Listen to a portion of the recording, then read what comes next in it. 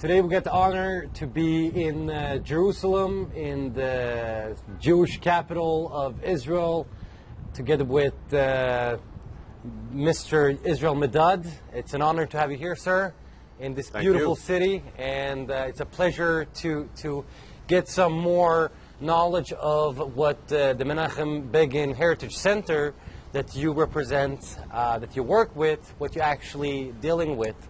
So thanks, first and foremost, that you take your time for this beautiful moment. So tell us, who is Mr. Yisrael Medad, and what are you working with? I've been in Israel since 1970, going on 44 years. I was born in the United States. I was a member of the Zionist youth movement. From my mid-teens, I believed that I should live here. I am married. I have 5 children. 2 children are married. I have 4 grandchildren and 1 on the way.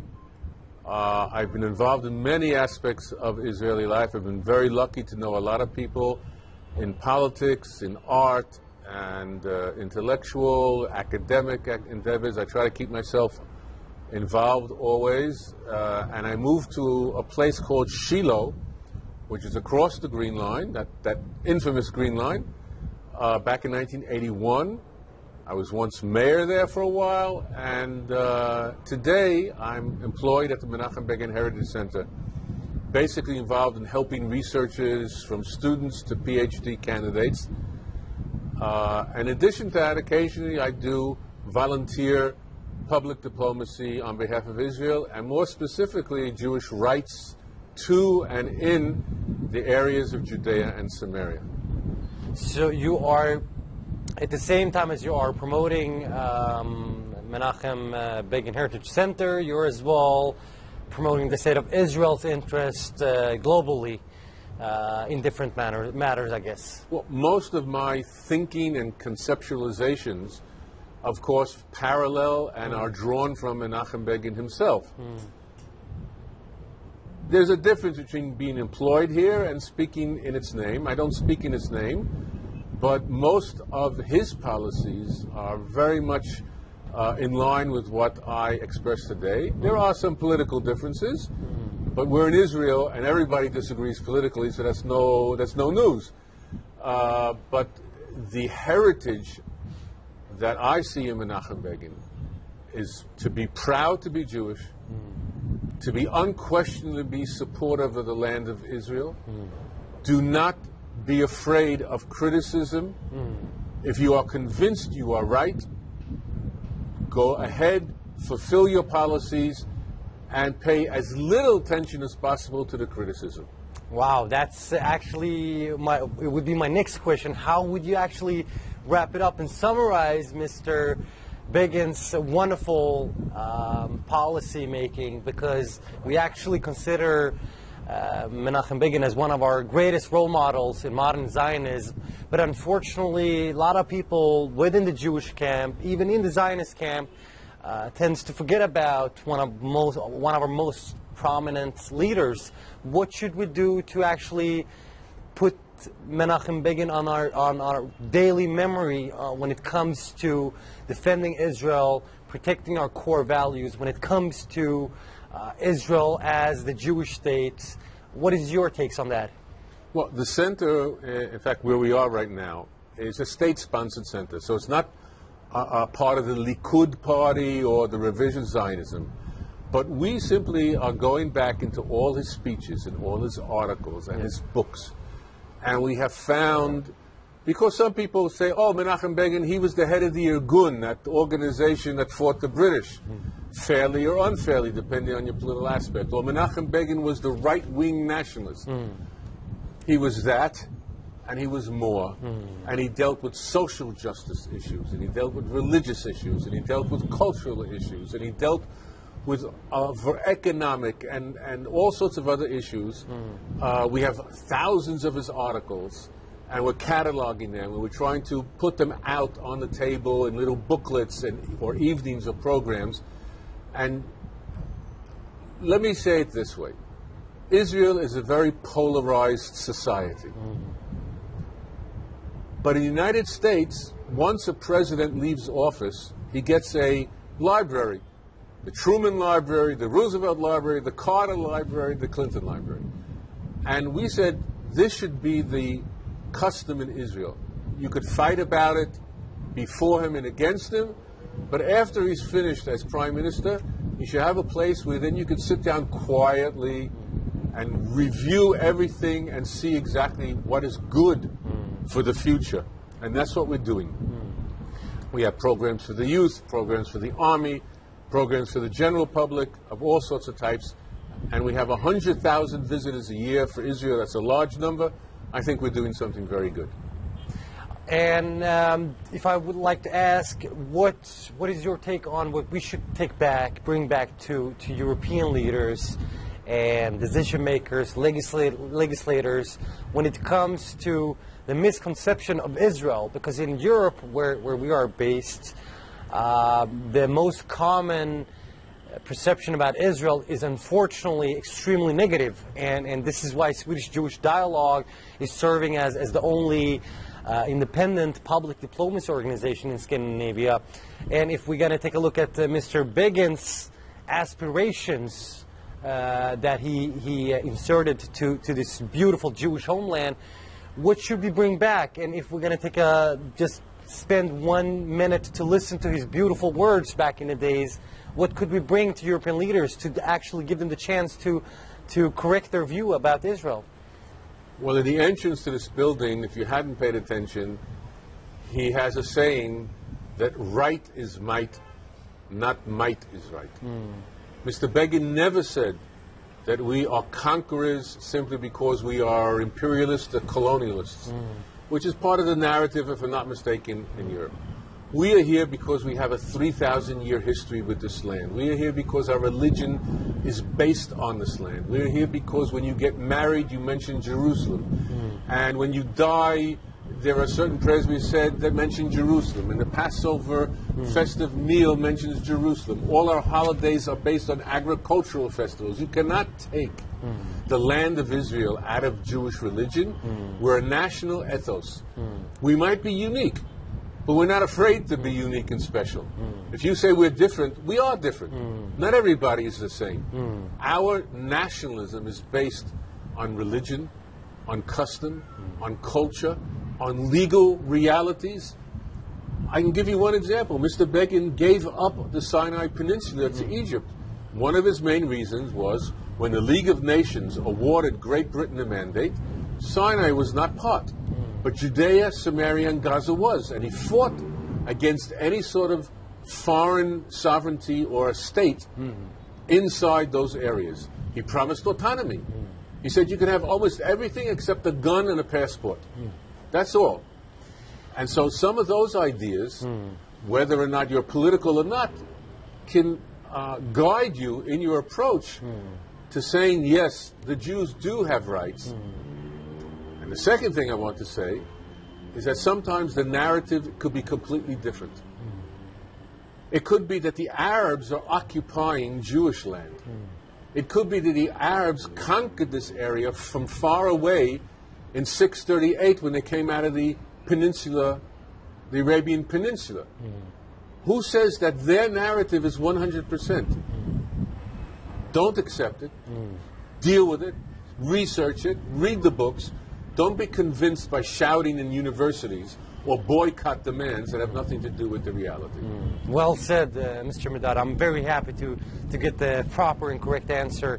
When it comes to the so-called Palestinian issue, which is one of the most biggest lies and, if I would say, misconception in Europe, and as well it's spreading inflammatory in U.S. as well on American campuses, we see the narrative which is quite misleading among actually high position political leaders. They claim we stole the land, that we took away the land from the so-called Palestinians, and according our view, we cannot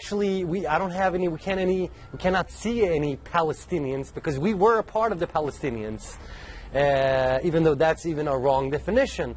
But the so-called Palestinians that are Arabs, that they lived here before the establishment of the State of Israel, A lot of people ask, what should we do with them? Because they are a big burden for the state of Israel.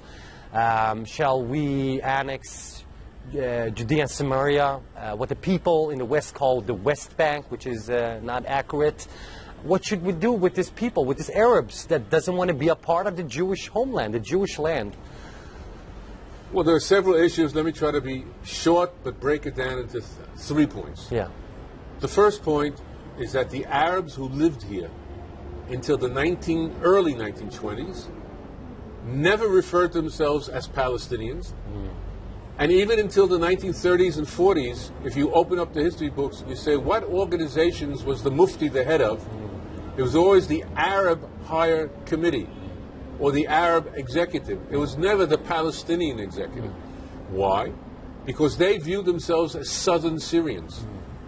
Until 1922, there were demands of the League of Nations not to give France, Syria, and Lebanon as one mandate, and to separate so-called Palestine area and give it to the British. Not us, the Arabs. They were demanding to be called Southern Syrians. It's in the New York Times and other newspapers, so it can't be denied. So I always say the Arabs who refer themselves as Palestinians. Second, there was never, ever a Palestinian state in history. Not a prime minister, not a president, not a flag, nothing. All this is new. Third, let's go back to Mr. Begin. Begin was not afraid of the Arabs. He said autonomy. Okay? He said that you do stay where you are. It's just that you do not have the right to overthrow the Jews. You want political rights? You've got Jordan. You mentioned the West Bank. No one knows or remembers that if you open up the United Nations Partition Plan 181 of November 29, 1947, and you go to Part B, and it says these are the borders of the Arab state, the Jewish state, and the internationalization of Jerusalem, you will not find the words West Bank. You will find the words Judea and Samaria. So where did West Bank came from? When Jordan illegally, aggressively conquered Judea and Samaria, and in 1950, April to be exact, annexed it illegally, which no one recognized, he said, well, I've got an East Bank, I'll have a West Bank. That's where it stems from. If there's anybody who was illegally occupying Palestine, it was the Jordanians. So these type of messages of thinking outside the box, of knowing your history, of being very specific in semantic terms that you use defined properly, pro-Israel, pro-Zionist advocates can make a very good case. Well said, Mr. Medad. And Swedish Jewish Dialogue firmly believes in the concept of, the only concept for a so-called Palestinian statehood in the future, that we could only see it on Jordanian soil. So the concept of Palestine is Jordan, Jordan is Palestine is more or less quite close to what you just claimed, I guess. Well, a lot of people, the Bonn word, the good word, the buzzword, let's be slangish. The buzzword is the two-state solution. And I said, what two-state solutions? First of all, we have two states, Israel and Jordan. So you're talking about a third state, right? But that third state is a fourth state because it's Hamastan in Gaza and Fatah land in Judea and Samaria, what they call the West Bank. Okay? So, how many states do the Arabs who used to live in the Palestine Mandate get? We get one state, and they get Jordan, Hamastan, Fatah land. That's not fair. You can't break down a small geographical area, which is maybe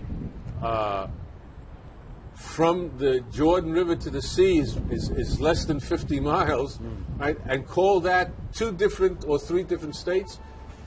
What Mr. Begin said and what I say, you have to be fair sometimes. Okay? That's not being fair. So if we just going to wrap it up, we have a tremendous negative movement in Europe and worldwide. We call them the BDS movement, as they want to call themselves. And their main goal is to delegitimize the state of Israel, to demonize the state of Israel, including the Jewish people. What's your takes on how we should tackle the issues regarding the BDS movement, since it is a matter of destructive and illegal manner of behavior, and try to put us on the bad side of the fence? Well, just recently, one of the most progressive forces funding anti-Israel groups has bought into SodaStream, Mr. George Soros himself. So we're not losing the battle. We think positive. I think, first of all, you should play up the theme that buying Israeli produce is the best thing that anyone in the world can do, health-wise, technology-wise, scientific-wise, from health issues to hospital machines to security machines to agriculture. If you really want to buy the best, right, you buy Israeli. You go for the produce. Israeli products. That should be the message. Yeah. I think there's a word they call the boycott. Buy Israeli like that. Secondly, most of the people who do engage in this stuff are borderline fanatics in their own ideology. And people should be saying, you really want to be part of those type of people? Because they're also on the outside of the stream of mainline population in the cities. They have the advantage. They get into museums. They get on television because the media is looking for good stories. So you see them high profile. But you should go to the, I don't want to call it the lower places, but go into the neighborhoods, go where the people are, go to the churches, where the normal people are, and say, this is a wrong message. And so I don't think that it's bad. It's a challenge. And unfortunately, people who are populating the offices of various foreign ministries in Europe are people in their late 20s to 40s. They've been educated over the past 10, 15 years with this progressive, liberal, even radical type of point of view. So we have to roll back the teaching of history, the teaching of diplomacy, and the record of the fact that Israel has always, even if I've been personally against it, willing to yield up territory and make compromises. It's the other side that never does that. That has to be highlighted. That's correct. One question that is related to where we are based in Sweden. Unfortunately, we're facing a lot of left-oriented ideological values among Jews and among Israelis that are based in Scandinavia, and especially in Sweden. What message do you want to bring out directly to Jewish people, in this case in Sweden, that actually try to delegitimize the state of Israel and practically want to give away the so-called West Bank, Judea and Samaria? They want to give away our eternal capital, Jerusalem. What clear message would you like to bring out to them? Never be ashamed of who you are.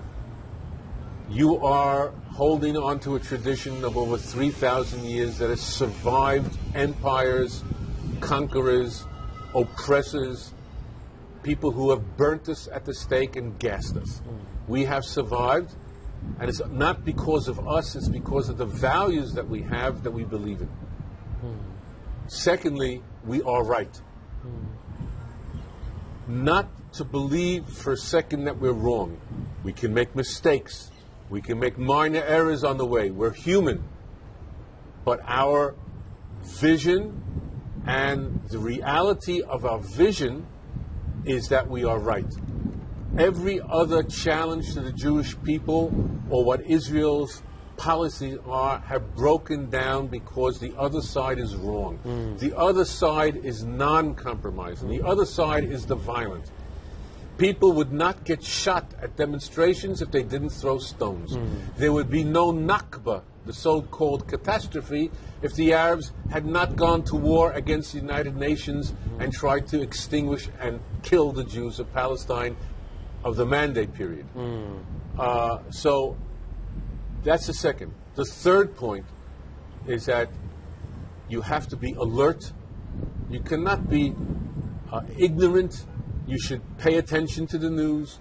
Everybody should come to visit. If everybody can't live here, you come to visit. You see what the reality is.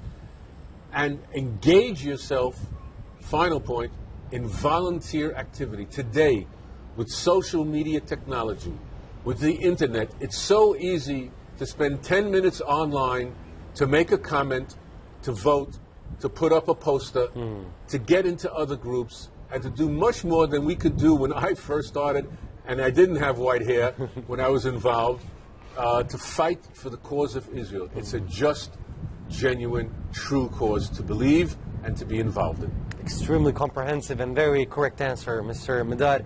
I just want to finish up with my last question.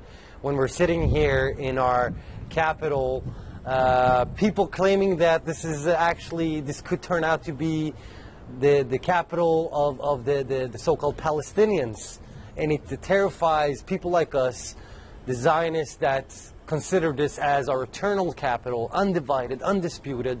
How could we just, in a simple sentence, give them a clear view that all of this is Jewish history? We got churches, we got mosques, but still this If you look at the building behind my head, okay, there's a tower there. That's the Domitian Church. Just to the left of it is a long building where I think you can see, if the camera pans it, in fact, you can see two flags.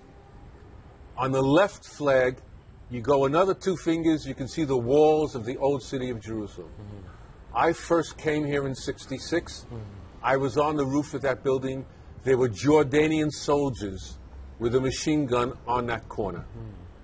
To give back, to return, to yield and surrender the old city is not only yielding up your capital, it's placing hundreds of thousands of people, not only Jews, but visitors and tourists in danger. If you think that you will be able to go to the Western Wall and not have rocks rain down on your head from the Temple Mount if you yield up anything like that, it's impossible. 100 years, 150 years ago, this city had a Jewish majority of the population. It was all in that walled city. There was nothing east, west, north, or south. So when they talk about East Jerusalem, it's a fiction. It only was because Jordanian conquered it and left West Jerusalem in Israeli hands, so it became East Jerusalem. These are things that you could easily explain to people given 3 minutes of time, Correct. which is not much. Indeed. Fight for that, because not only is the fight for Zionism in Israel a true and genuine and good cause, but Jerusalem will bring the blessings of peace for all. You must fight for a united Jerusalem. Well said. Thank you so much, Mr. Yisrael Medad. And we're going to finish up our great interview with Mr. Medad, and hopefully we will see Yisrael Medad in Europe for a better approach to our European political leaders. Not perhaps with this beautiful, outstanding view, but at least with this outstanding political agenda that he has. Thank you so much. Thank you. And good luck. Good luck. בהצלחה, כל טוב. Good life. תודה רבה.